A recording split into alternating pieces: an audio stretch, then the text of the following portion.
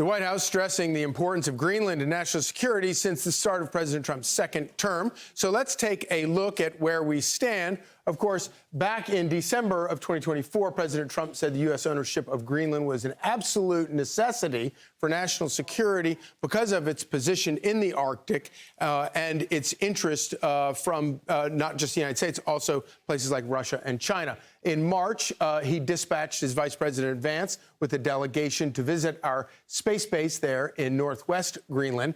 In December, President Trump tapped Governor Jeff Landry from Louisiana to be the special envoy to Greenland. In January, Denmark and Greenland's envoys met U.S. officials to oppose President Trump's plan for acquiring Greenland. And later in that month, NATO allies sent troops to Greenland for their Arctic exercises, which I don't think worked out exactly the way NATO allies had expected. But let's bring in Louisiana Governor and the special envoy to Greenland, Jeff Landry, back from his first visit as special envoy. So, Governor, tell us, how was your trip? My trip was great, except I could not get Fox News there, so that was the only disappointing part. But other than that, it was a great trip. Really met a lot of different people, spoke to people on the street, visited with people in their homes, found a lot of commonality between the Inuit and Greenland people and the Cajun culture down in Louisiana. These are people who are fiercely independent. They live off the land. They live in harsh environments. They fish, they hunt, but they also, the one thing that I did get, Charlie, they do love and embrace the United States. So contrary to what you read in the paper, they do appreciate and want more U.S. involvement in Greenland. So I was going to ask you about that reception. Among the, there aren't just strategic interests that the United States has. There are a lot of minerals there. There are a lot of things in Greenland that are, basically untapped resources that the United States wants to help, or that President Trump wants to help develop. How would that development of those resources help those people?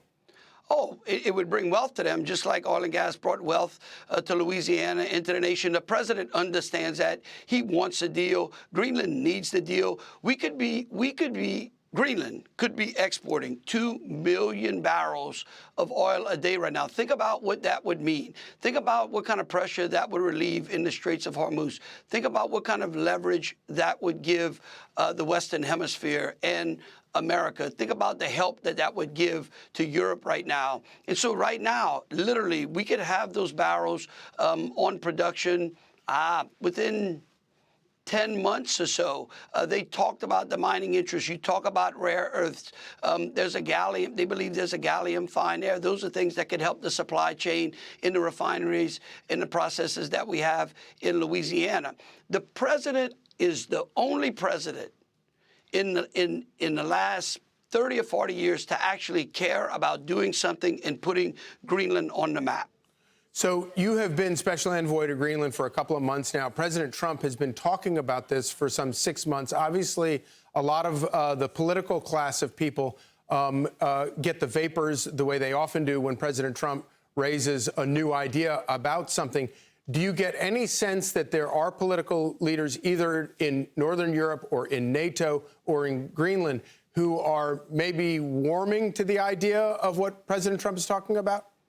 I don't know. That's a great question. Really and truly, I think that the most pressure that we felt from a pushback didn't come from Greenlanders, but basically came from the Danes, which is simply disturbing and disappointing. I think it's time for them to get to the table and let's get a deal done. I mean, look, here's the problem in Greenland. 50% of the people are on government jobs. And it's not like if you speak out in favor of the USA publicly and you lose your job, it's not like you can literally drive to the next town. These towns are separated by islands. Greenland is like it's one island inside of 1,000, or with 1,000 other islands inside of it.